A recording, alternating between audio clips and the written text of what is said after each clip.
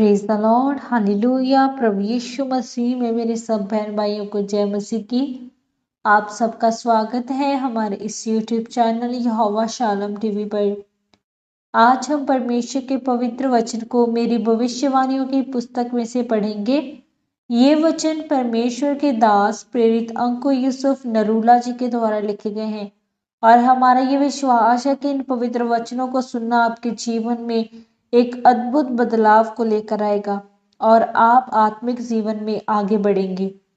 आज का वचन, भविष्यवाणी करना सीखें। जैसा कि परमेश्वर के पवित्र वचन पहला कुरिन्थियों 14 अध्याय उसके 5 वचन में लिखा है, मैं चाहता हूं कि तुम सब अन्य भाषाओं में बातें करो, परंतु इससे अधिक ये चाहता हूं कि भविष्यवाणी करो, क्योंकि यदि अन्य भाषाएं बोलने वाला कलीसिया की उन्नति के लिए अनुवाद ना करे तो भविष्यवाणी करने वाला उससे बढ़कर है।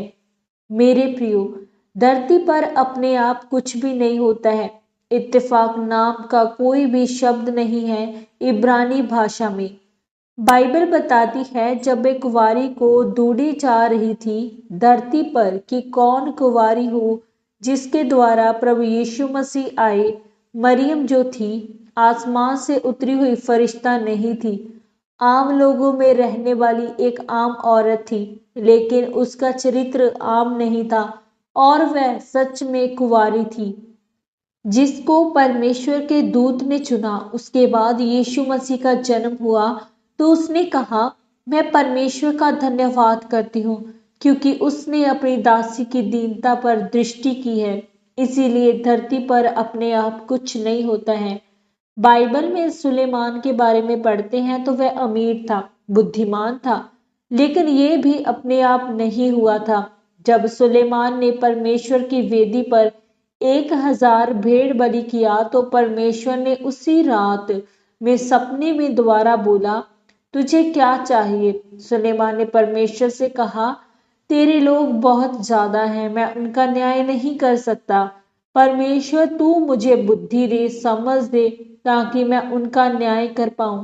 परमेश्वर ने उसे बुद्धि दी तो दी, परमेश्वर ने उसको धन भी दिया और परमेश्वर ने कहा, ना तेरे जैसा पहले कोई था ना कोई होगा। मेरे प्रियो, ये अपने आप नहीं हुआ। सुलेमान परमेश्वर के भवन में पहुंचा भी नहीं था कि उससे पहले ही सुलेमान ने 1000 भेड़ बलि कर दिया।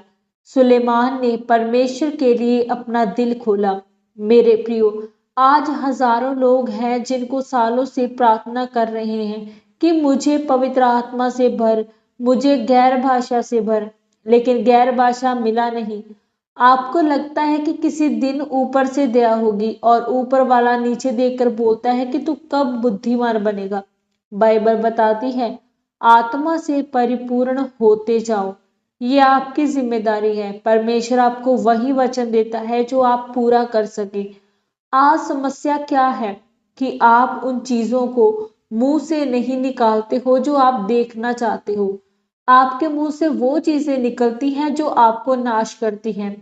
जो आपके मुंह से निकलेगा परमेश्वर उसे बदल नहीं सकता है। आत्मा से भरने की जिम्मेदारी किसकी? आपकी चंगे होने की जिम्मेदारी किसकी थी? सुलेमान की। वह बुद्धिमान था क्योंकि वह परमेश्वर से मांगा था। ऊपर से अपने आप कुछ नहीं गिरता, ना कभी गिरेगा। बाइबल बताती है कि पौलुस कहता है, मैं चाहता हूं कि तुम अन्य भाषा में बातें करो, पर यह ज्यादा चाहता हूं कि तुम भविष्यवाणी करो। मेरे प्रियो, भविष्यवाणी का मतलब नाम बताना नहीं होता। आप अपने जीवन के लिए रोज उठकर भविष्यवाणी करो कि परमेश्वर मेरे लिए रास्ते खोलने जा रहा है, मैं अपने जीवन में आगे बढ़ने जा रहा हूं। आप वचन को लेकर अपने जीवन के ऊपर भविष्यवाणी कर सकते हैं। जैसे धर्मी सूर्य की तरह चमकेंगे। सूर्य का प्रकाश दोपहर तक बढ़ता ही जाता है। अपने जीवन के ऊपर घोषणा करनी है, आप भी चमकोगे और आपका प्रकाश बढ़ता ही जाएगा। आपको हर एक चीज में आगे बढ़ने के लिए काम करना पड़ेगा, मेहनत करनी पड़ेगी, आलसी नहीं होना है, सक्रिय होकर खुदा के कामों को करना है। इसीलिए जब आप अपने शक्ति को समझ आते हैं, अधिकारों को जान जाते हैं तो आप घबराते नहीं। जब यीशु मसीह क्रूस पर था तो उसने कहा सब कुछ पूरा हुआ। अब उसके बाद अब आपका काम है, आपको शुरू करना है। आमीन। प्रार्थना। सर्वशक्तिमान परमेश्वर, इस वचन के लिए मैं आपका धन्यवाद करती हूँ और प्रार्थना करती हूँ कि आज से मैं आत्मा से और बुद्धि के साथ काम करूंगी। मैं अपने जीवन के ऊपर वचन को लेकर भविष्यवाणी करूंगी। प्रभु यीशु मसीह के सामर्थी नाम में हम मांगते हैं। आमीन, आमीन और आमीन। आज के इस पवित्र वचन के पढ़े और सुने जाने के द्वारा परमेश्वर आप सबको बहुतायत से आशीषित करे। सबको जय मसीह की।